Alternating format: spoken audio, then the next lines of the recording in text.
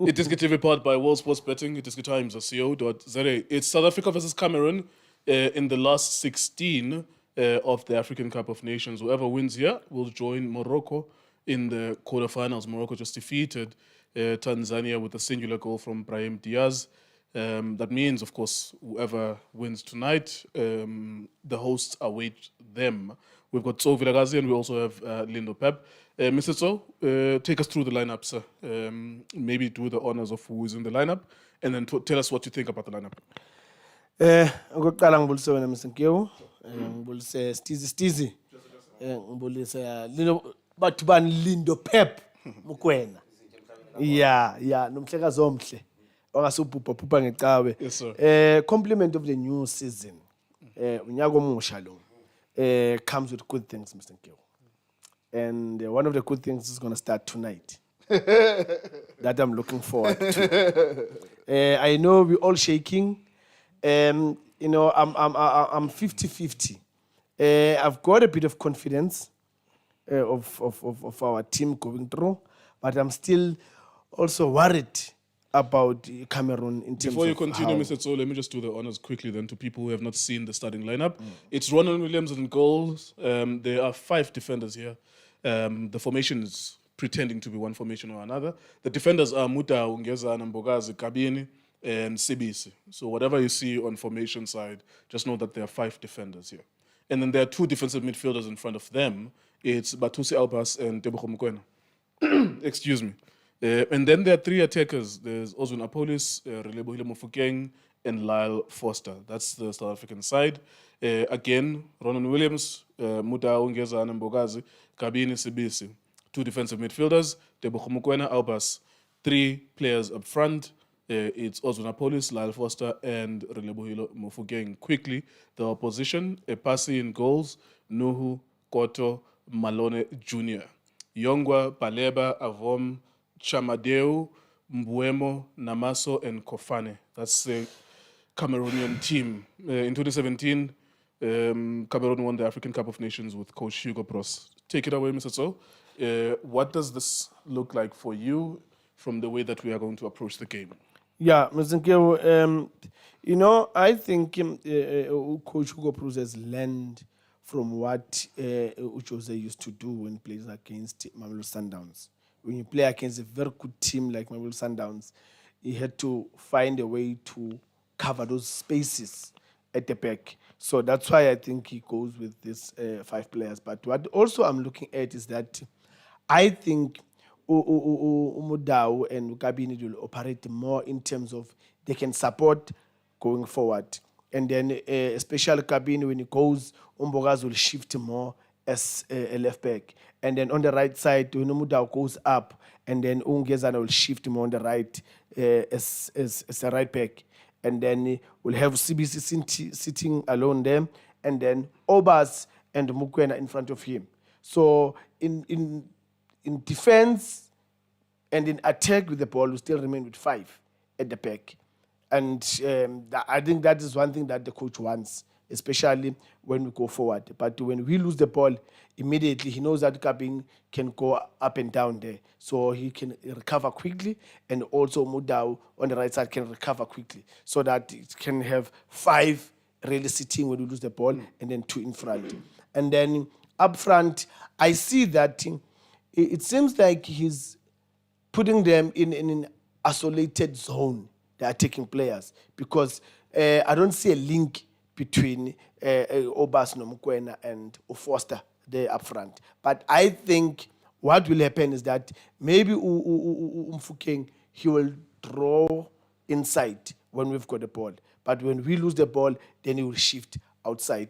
The same applies to Apolise. When we lose the ball, they go wide to look for these fullbacks. But when we win the ball, then they need to tuck inside to confuse that defense so that they can find those spaces and support Foster. Normally you talk about building players to a fixture. Yep. You give him 5 minutes here, 15 minutes there, 20 minutes there. Yeah. Is it surprising for you that Mofokeng is starting? Look, I'm very surprised, and surprised and scared again to say you cannot put a player without preparing him. Any player, it same applies to a young player that is just promoted to the senior team.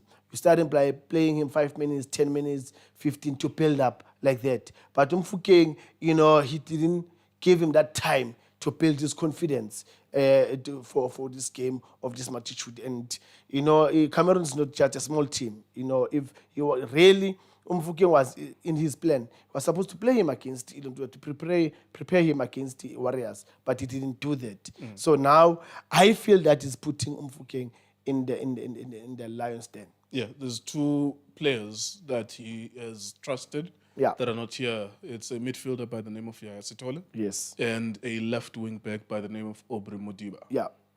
Yeah. I think it was a matter of time. We saw Obas against Warriors. He came in, he gave us a stability in that midfield. He was not losing the ball. Was also a link between the defense and up front. And I'm surprised why Modiba is not in the team. I don't know why. Think about one of the goals that Zimbabwe scored. Look, there's a pass that is Yes. literally just in front of him. He thinks it's going to be offside. I think if you think also about Cardoso, Yeah. when Cardoso is Yes, playing I high remember. level Yes. Champions League matches, Yes, he will yes. prefer Divine Longa. I'm Yeah. not saying it's right or wrong, but I'm saying that about Mutiba, Yeah, they but- don't think of him as a high level defender. Yeah. He's a good defender going forward, but in terms of defensively, they don't trust him. Yeah, Mr. Nkewo, you teach a player like that. There are players that are taking players that they can't mark, but you teach him how to close a space. Same applies to Modiba. They can teach him to say, look, you are not this aggressive defender like Omoda on the right side. But what you can learn is that when we lose the ball, find yourself in this position where you're closing, forcing them in a difficult area where it's going to be difficult for them to create anything that is very dangerous. But if you are not training him, coach him to say, a player needs to understand also himself to say, I'm good with the ball, but I'm not good without the ball. I'm not aggressive in winning the ball. But what I can do is that I can put myself in a position where you cannot come to me directly. You can all, go to the side. Force him, put him in an angle where he's not going to hurt you, as you know that you are good, you are not aggressive in marking. All right, nice one. Thank you so much, Mr. Toenso. We'll come back to you. Just a quick recap. We have 1,500 people on our Facebook. Thank you so much. We are approaching 1,000 people on our YouTube as well. Thank you. We hope you enjoy our build-up to the game. Bafana Bafana, of course, with a much more defensive posture, with 5 natural defenders and 2 defensive midfielders. At the highest level in African football, Coach Hugo Bros has done this, so it wouldn't be the first time.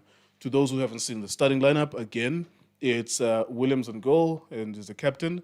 Mboga Zingezana Mutau, Kabini, Sibisi, those are the defenders. Mukwena Albers in front of them, and then Mufugeng, Apolis, Foster as the 3 up front. We welcome you, Lindo Pep. Your reaction to the starting lineup, sir? Yeah, Mr. Nkewo, let me say Happy New Year. Happy New Year to Itiski TV Nation. Yes, sir. Happy New Year to the South Africans. Happy New Year to my legend, role model, idol. Having the privilege to sit and work next to him. Mr. So-and-so. My dad would be really proud. But other than that, Mr. Nkewo, surprising starting lineup, but I think that's the objective of the match. Very, very difficult encounter for Bafana Bafana. I think it's a very difficult encounter as well for Cameroon. I think the surprise element is the 2 number 10s that are coming into the picture. Today with Apolis, Norile Mfukeng. Normally in the competition in the first 3 games, we played with wingers that play out wide. But today we bring them inside the pitch because if you see the 3 games, Cameroon as well that they've played, because they also don't have out-and-out wingers, Dani Namasa as well Umbuemu. They play almost like second strikers, almost like wingers that become number 10. So they never ever play on the outside. So I think the anticipation of playing a back 3 is to make sure that in those spaces that they go in, Guma half pocket, because if wingers don't go wide, now you need a 3 that can also play in narrow. So the secret to playing Ukabini is obviously the defensive era Opri, but it's also very tactical. Will it work? We'll find out when the match plays. But I think the anticipation from the coach is one must follow the dead man run. One must follow the run that comes from deep. Because Umbuemu no Namasa, they're not going to go out wide. They already have 2 full backs who are playing European football. The best players and the playmakers in modern football are players that are playing in deeper positions from wider areas. So the creativity from them will happen in midfield, where they've got Carlos Paleba, who can drive in midfield. They've got a a central midfielder who plays in France, who's very stable in terms of Ukati and then Paleba brings in the energy, the combination play, and the energy to drive a little bit forward. Umbuemo plays on the right hand side, which makes him very dangerous because he can combine. Sometimes he can take shots, he can cut in. He's very unpredictable playing in that space. I think he's very deadly. That's why he's playing for a Manchester United team. But I think also the anticipation from us is similar to that, is that we want to surprise them from the midfield, from players coming from deep in midfield, which is Apolis no really. I'm interested to see in the register, in the three-man defense that we have, in Umbogazi, Musbisi, Nongezana, who's going to be the central player, who's the one that's going to be there, because in position of the ball, that player so becomes important. He's the one that needs to jump, because now you're asking Obas to say, and I'm not surprised he's playing Obas in the three-man midfield because it fits the profile. Obas has the ability of being a centre back, must defender sometimes. Coach Rulani used to play him as a right back that comes inside. In every big game that we played at Sundowns, we used him because he's got the ability, your interpreter. That's why he played for teams like TS Galaxy, and those players, they get knowledge from playing for those teams, fighting for relegation. They normally don't always have the ball, so they have to sacrifice at some point. So you bring in an Obas, a player that is used to sacrificing, a player that is used to suffering, so he's going to be the one who covers distance in terms of running the pitch for you, in terms of eating the grass. He's the one that's responsible for eating the grass. But Tebza has to play a big game. And I spoke to you, Mr. Nkewa. I said he's going to have to compete with some of the best midfielders we have in the continent. He's coming up against one today. Carlos Do you not Palema. look at this formation selection as a sacrifice to say, we understand you are better than us, and therefore we will defend against you? Might not be in those words, in the vocabulary of the coach, but whenever we see this, whether it's domestic football, whenever we see people playing 7 natural defenders, it kind of tells us that they think that the opposition is better than them. For sure. But Cameroon is also playing the same formation with 7 defenders themselves. They've got 5 with 2 sitters as well. Their most dangerous players are key players. It's the Mbuemo, it's the Namaso, who also plays the similar position, which is, I believe, is our influential players today. Apolis no really. Those 2 players have goals in them. Those 2 players are unpredictable, more especially when they play in half spaces. They can pick a pass, they can dribble, they can combine, they can take shots outside the box, they can run behind the defense, which is something that we've been crying for. Mr. Nke, when we were watching the 3 games, the one thing that I Where identified... is that pass going to come from in midfield? It comes from Tebza. That's why I'm saying he has a big game to play.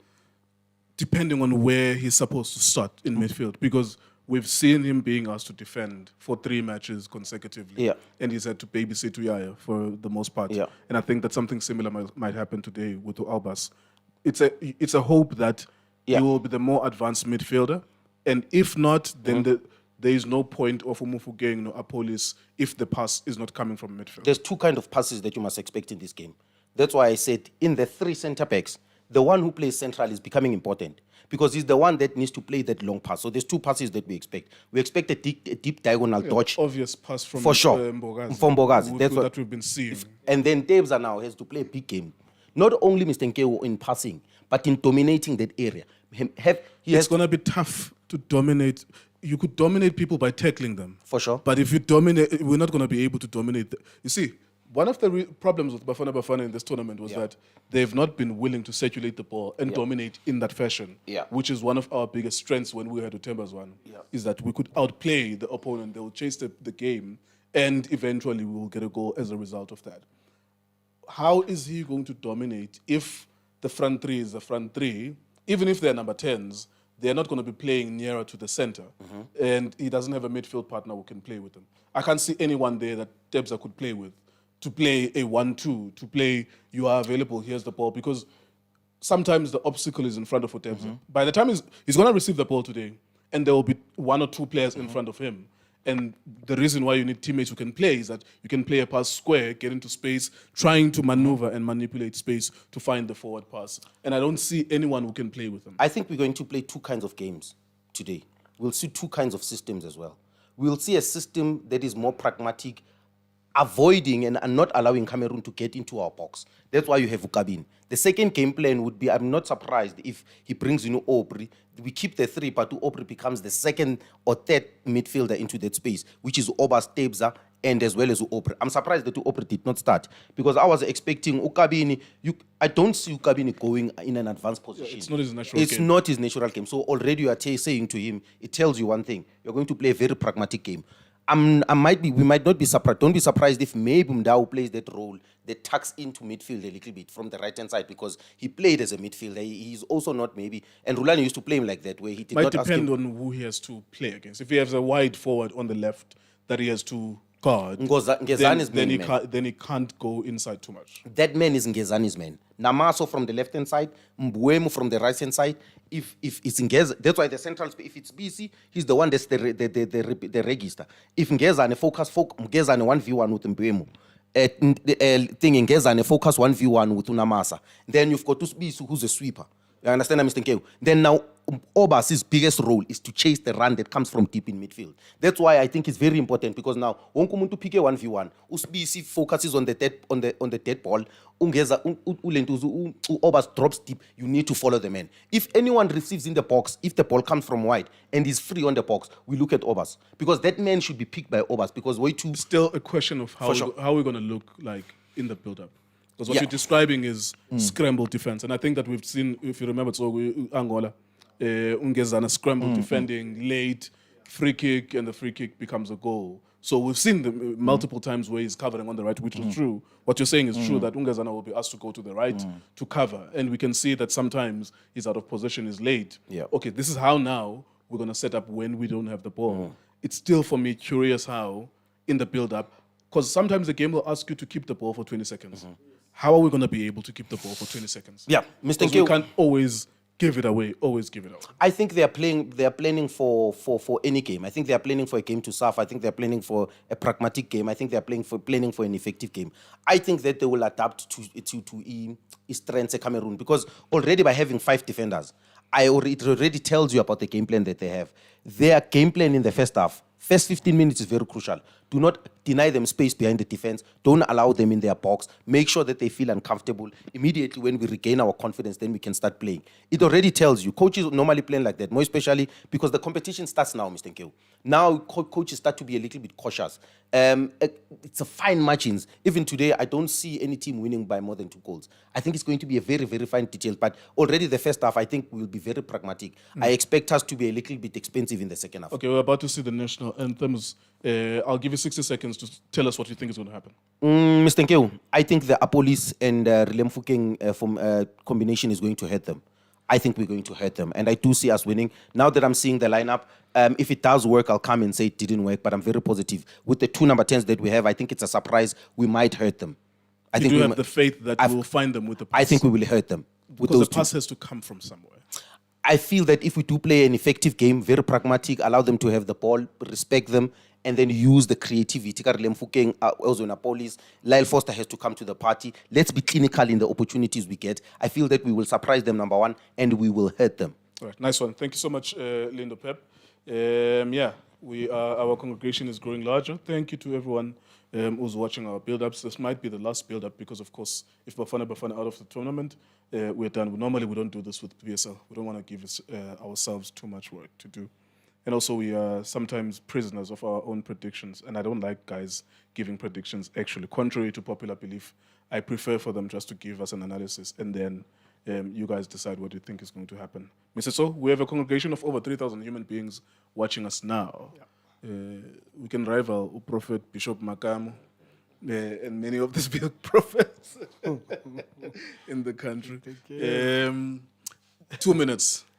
Where is the pass going to come from in the midfield, the flow of the game, and maybe what do you think is going to happen? Yeah, Mr. Nkeu, I think as Ulindo said, Tebza is the most important player that we've got in the team. He's a player that, one thing that I like about him is that he's a good passer, he's a good supporter again. And I think it's going to confuse Cameroon because they normally know that Tebza is the one who's going to sit, but not tonight. Tonight, he's got a license of him saying you can, go behind it, just 2 that are behind Foster. Obas will sit there. And I like how they, as Ulinda was talking, Abombuemo coming inside, playing in those half spaces. That's why he's got 5, Hugo. So that if he leaves the width and come inside, he's going to find Umbogazi here.